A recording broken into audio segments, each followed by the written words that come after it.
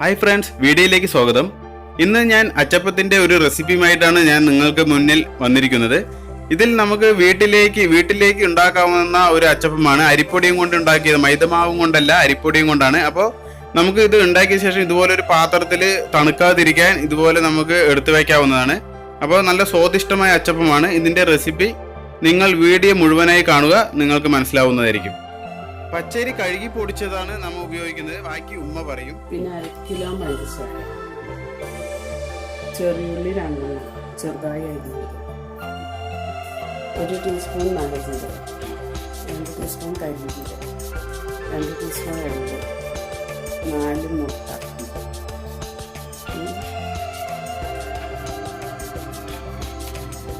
1 teaspoon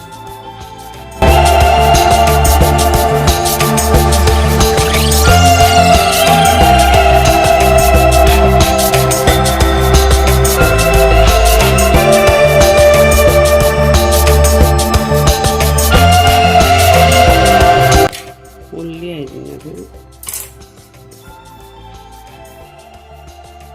പഞ്ചസാര 1 kilo,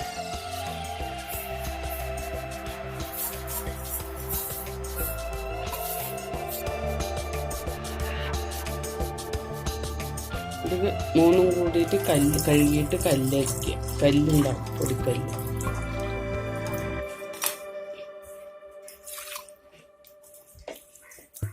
അല്ലെങ്കിൽ അച്ചപ്പത്തി കല്ല് കടിക്കും.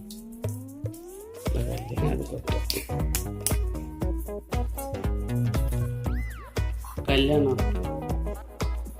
അപ്പൊ ഈ അരിച്ച കാണുന്നതാണ് കല്ല്. ഇപ്പൊ നമ്മ ഈ എള്ളും ഈ കരിഞ്ജീരകവും കൂടി ഇതുപോലെ അരിച്ച് ഇട്ട് കഴിഞ്ഞാൽ, നല്ല ജീരകവും ഇതും കൂടി അരിച്ച് ഇതുപോലെ ആക്കി ഈ കല്ലുകളൊക്കെ ഇതിൽ വന്ന് കിടക്കും. അപ്പൊ അച്ചപ്പത്തിൽ കല്ല് കടിക്കില്ല. നമ്മ അച്ചപ്പം കഴിക്കുമ്പോ കല്ല് കടിക്കില്ല. അപ്പൊ അതിനാണ് ഈ അരിച്ച് ഇടുന്നത് കേട്ടോ. ഇനി പാകത്തിന് വെള്ളം ഒഴിക്കാം.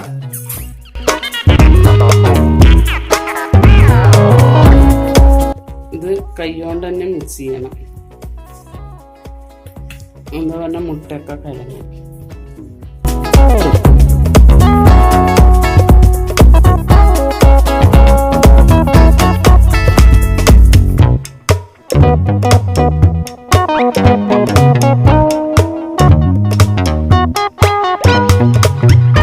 വെള്ളം ലൂസ് പാടില്ല.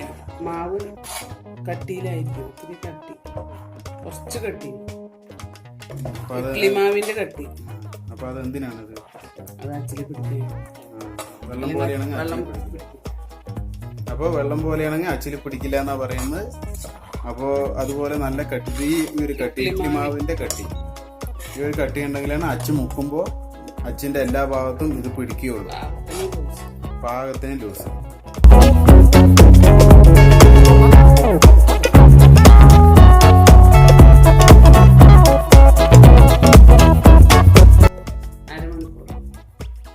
അപ്പൊ 1/2 മണിക്കൂർ ഇത് സെറ്റാകാൻ കലക്കി ഇങ്ങനെ മൂടി വെക്കണം എന്നാ പറയുന്നത്. അതുപോലെ വെക്കുക. ചീനച്ചട്ടി ചൂടായ ശേഷം ഒരു 1.5 ലിറ്റർ എണ്ണയെങ്കിലും ഒഴിക്കേണ്ടതാണ്. കാരണം നമ്മുടെ അച്ച് എണ്ണയിൽ മുങ്ങത്തക്ക വിധത്തിൽ എണ്ണ വേണം. അപ്പോൾ 1.5 ലിറ്റർ എണ്ണ ഒഴിച്ചാലും നമുക്കത് വേസ്റ്റ് ആവത്തില്ല. അത്ര എണ്ണയൊന്നും ഇതിന് ചെലവാകത്തില്ല. അപ്പോൾ ഇതാണ് അച്ച്. ഇത് നന്നായിട്ട് കഴുകിയ ശേഷം നന്നായി വെള്ളം ഉണങ്ങണം. ഈ അച്ച് ഉണങ്ങിയ ശേഷമാണ് നമുക്ക് ഈ എണ്ണ ചൂടായിട്ട് ഇടാൻ പറ്റുള്ളൂ. കാരണം ഇതിൽ വെള്ളം ഉണ്ടെങ്കിൽ പൊട്ടിത്തെറിക്കാൻ, അതായത് വെള്ളം പൊട്ടും. എണ്ണയിൽ വെള്ളത്തോട് കൂടി ഇട്ട് കഴിഞ്ഞാൽ മുടിമുടാന്ന് ഇങ്ങനെ പൊട്ടിത്തെറിക്കും. അപ്പോൾ ഈ അച്ച് നന്നായി ഉണങ്ങിയതാണ്. കഴുകിയിട്ട് ഉണങ്ങാൻ വെച്ച അച്ചാണ്.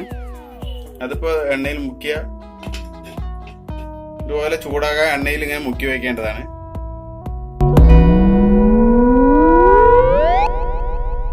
അപ്പൊ ഇങ്ങനെ ചൂടാകുമ്പോൾ മാവ് പെട്ടെന്ന് പിടിക്കും. അപ്പൊ അച്ചിൽ മാവ് പിടിക്കാനാണ് ഇങ്ങനെ എണ്ണയിൽ മുക്കി വെക്കുന്നത്. അപ്പൊ അച്ചപ്പം ചൂടുന്നവര് പ്രത്യേകം ശ്രദ്ധിക്കുക. നമ്മൾ 1/2 മണിക്കൂർ മുമ്പ് എടുത്തു വെച്ച മാവാണിത്. അപ്പോൾ ഈ മാവ് നന്നായി ഇളക്കിയ ശേഷമാണ് ഉപയോഗിക്കാൻ. അപ്പോൾ ഈ മാവ് നമുക്ക് കയ്യിൽ പിടിക്കാവുന്ന ചെറിയ പാത്രത്തിലേക്ക് പകരേണ്ടതാണ്. കാരണം ഇതിൽ മുക്കിയ ശേഷമാണ് നമ്മൾ വെളിച്ചെണ്ണയിലേക്ക് ഇടുന്നത്, അച്ചിടുന്നത്. കാരണം അപ്പോൾ നമുക്ക് പിടിക്കാൻ എളുപ്പത്തിനാണ് ചെറിയ പാത്രത്തിലേക്ക് പകരുന്നത്.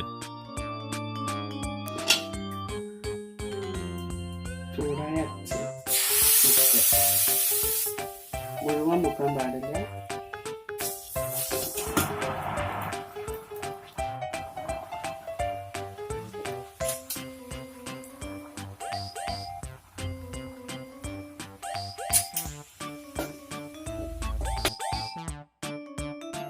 അച്ചപ്പം ഇതുപോലെ ചുട്ടെടുക്കുമ്പോൾ ശ്രദ്ധിക്കേണ്ട കാര്യം, അച്ചപ്പം അച്ചിൽ നിന്ന് വിട്ട് കഴിഞ്ഞാൽ എണ്ണയിൽ തന്നെ ഇതുപോലെ മുക്കി വെക്കണം.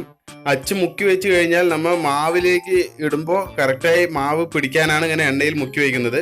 പിന്നെ ഇടയ്ക്ക് മാവ് ഒന്ന് ഇളക്കണം. ഒന്ന് ഇളക്കി കഴിഞ്ഞാൽ ഈ കട്ടിയുള്ള ഭാഗം അടിയിൽ ഇങ്ങനെ ഊറി നിൽക്കില്ല. അപ്പോൾ ഇളക്കിയിട്ട് ഇടയ്ക്ക് ഇങ്ങനെ ഇളക്കി ഉപയോഗിക്കണം.